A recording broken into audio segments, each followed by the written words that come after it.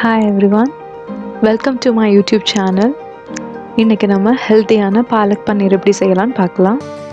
ஒரு பாத்திரத்தில் கொஞ்சம் தண்ணி எடுத்து அதை நல்லா பாயில் ஆக விட்டுருங்க. அதில் உப்பு சேர்த்து நல்லா மிக்ஸ் பண்ணிவிடுங்க. தேவையான அளவு பச்சைக்கீரை எடுத்து அதை நல்லா வாஷ் பண்ணிவிடுங்க.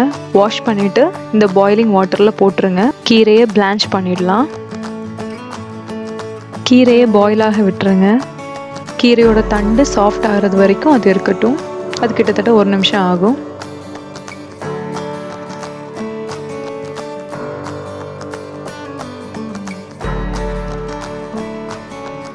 இப்போ 1 நிமிஷம் ஆயிடுச்சு. ஒரு பவுலில் நல்லா குளிர்ந்த தண்ணி எடுத்துக்கோங்க. இந்த பாயில் ஆன கீரையை அது அப்படியே அந்த குளிர்ந்த தண்ணியில் போட்டுருங்க. அதனால அது குக் ஆகிறது ஸ்டாப் ஆகிடும். கீரை நல்லா கூல் ஆகட்டும்.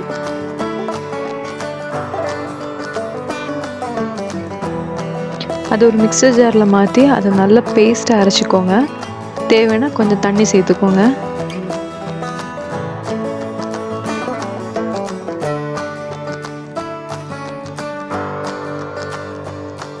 இப்போ நம்ம கீரையை அரைச்சி எடுத்துட்டோம். அது ஒரு பவுலில் மாற்றி வச்சுடுங்க.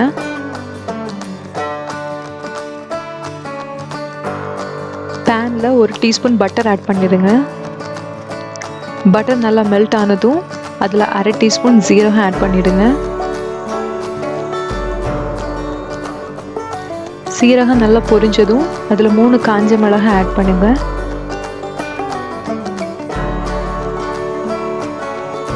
ஒரு ஸ்பூன் நறுக்குன பூண்டு சேர்த்து நல்லா மிக்ஸ் பண்ணிக்கோங்க.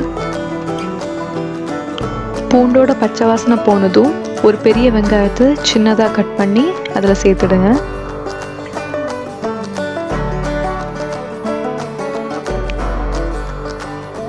வெங்காயம் நல்லா பொன்னிறம் ஆகிற வரை வதக்கிக்கோங்க.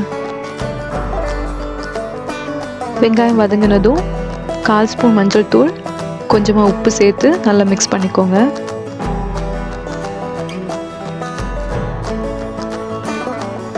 சின்னதாக நறுக்குன ஒரு தக்காளி சேர்த்து அதை நல்லா வதக்கிடுங்க.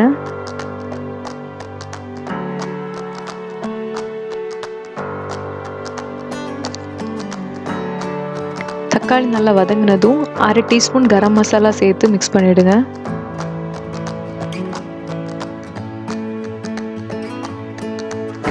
மசாலாவோட பச்சை வாசனை போனதும் நம்ம அரைச்சி வச்சிருக்கிற பச்சைக்கீரையோட பேஸ்ட் எடுத்து இதில் சேர்த்துடுங்க. கூடவே கொஞ்சமாக தண்ணி ஆட் பண்ணி நல்லா மிக்ஸ் பண்ணிவிடுங்க. உங்களுக்கு கிரேவி இன்னும் அதிகமாக வேணும்னா கொஞ்சம் கூட தண்ணி சேர்த்துக்கோங்க. ஒரு 10 நிமிஷம் அப்படியே குக் ஆகட்டும். அப்பப்போ அதை கிளறி விட்டுருங்க. அடி பிடிச்சிடாம பார்த்துக்கோங்க.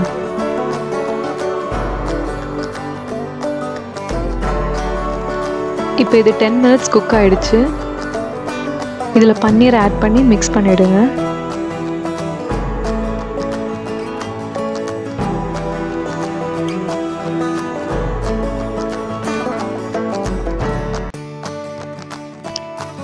தேவைப்பட்டால் கொஞ்சம் தண்ணி ஆட் பண்ணி அதை மிக்ஸ் பண்ணி விட்டுருங்க.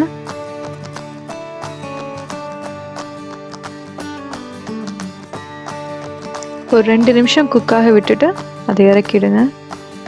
நல்ல ஆரோக்கியமான சுலபமான பாலக் பன்னீர் தயார். இதை கண்டிப்பாக வீட்டில் ட்ரை பண்ணி பாருங்கள். இந்த ரெசிபி உங்களுக்கு பிடிச்சிருந்ததுன்னா லைக் பண்ணுங்கள், ஷேர் பண்ணுங்கள், கமெண்ட் பண்ணுங்கள். மறக்காமல் சப்ஸ்கிரைப் பண்ணிவிடுங்க.